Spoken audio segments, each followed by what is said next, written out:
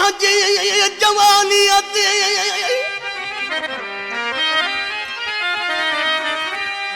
जानी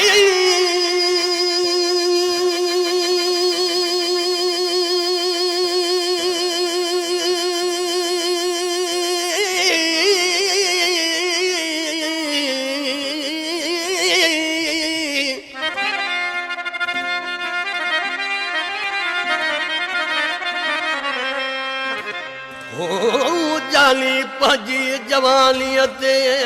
तूं न कर एॾो माण्हू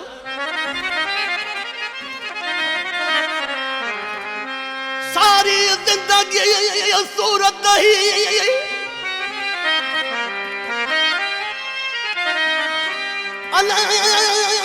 नकी हलंदई साण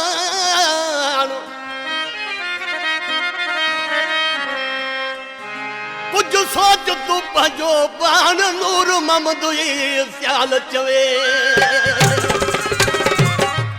कलाम दे खास फरमाइशा मोहम्मद शरीफ सियाल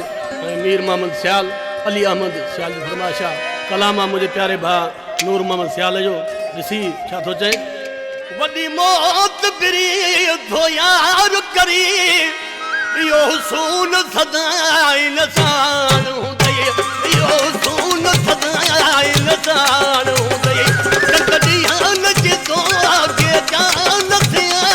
इहा जवानी ख़तम थी वेंदई जवानी ख़तम थी वेंदई वॾी मौत बिरी थो यार करी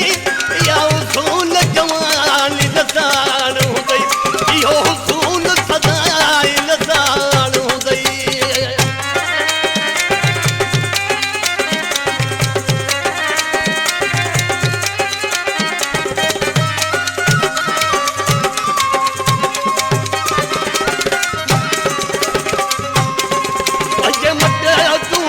अॻे नथो समझे रुगो पाण खे थो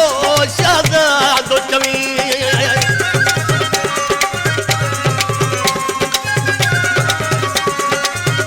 पंहिंजे मट तूं कहीं अॻे नथो समझे रुगो पाण खे थो शहज़ादो चवी मोरनि जे मथां त मोर आहिनि कोई अहिड़ो अची थो कोन्हे वॾी मौत थो यार करी इहो सून सदाई नसान हूंदई इहो सून सदाई नसान हूंदई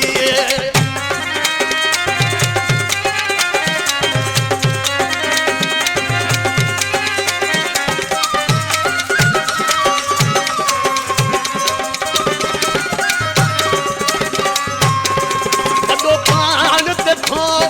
नाज़ करी अशकन जूं थो दिलड़ियूं टोड़ी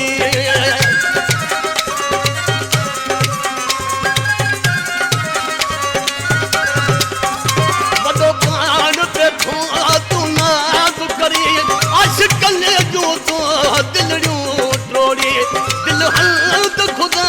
जो घरु आहे तंहिंखे ॾुकाइण सां निर्वार ॾिने वॾी मौत बिरी थो यार करी इहो सून जवानी नसान हूंदई इहो सून जवानी नसान हूंदई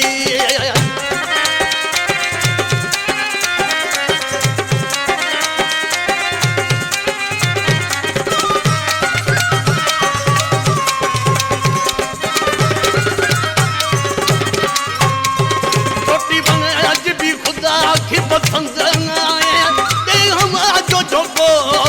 के रहे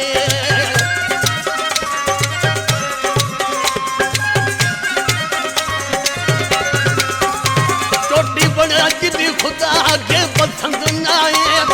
हम जो झोको के रहे तू तो खसी सो इंसान